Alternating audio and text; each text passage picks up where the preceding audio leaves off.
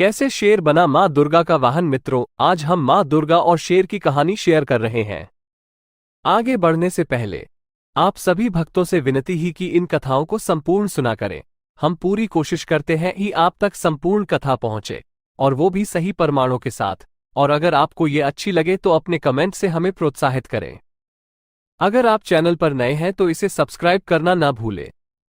चलिए आगे बढ़ते हैं। हिंदू देवी देवताओं के वाहनों के बारे में आपने अवश्य सुना होगा। हर देवी देवता का अपना एक वाहन है। जैसे शिव शंकर का वाहन नंदी है, भगवान विष्णु का गरुड़, श्री गणेश का मूषक, तो मां दुर्गा का शेर। कैसे ये पशु इन देवी देवताओं के वाहन बने और इसके पीछे क्या कारण था? इन प्रश्नों के उत्तर में जो कहानी छुपी हुई है वो बड़ी ही रोचक है। ये तो अवश्य है कि हर पशु वाहन की अपनी एक पृथक महत्ता है।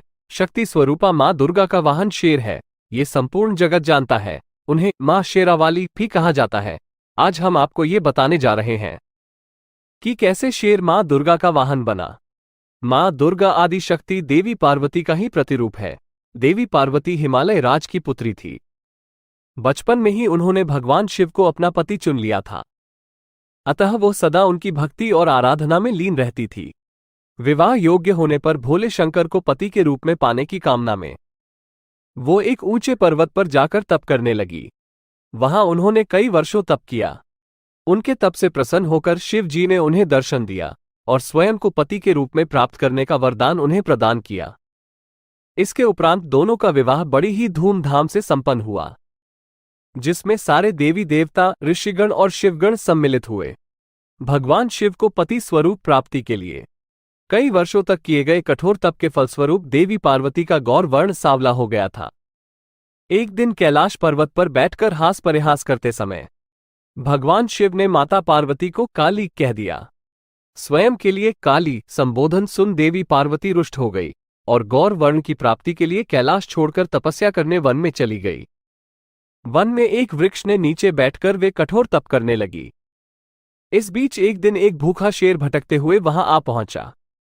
देवी पार्वती को देख उनका भक्षण कर अपनी क्षुधा शांत करने की मंशा से वो उनके समीप पहुंचा, किंतु देवी पार्वती के तप का तेज इतना था कि वो शेर उनका भक्षण न कर सका और वहीं बैठकर उनकी तपस्या समाप्ति की प्रतीक्षा करने लगा।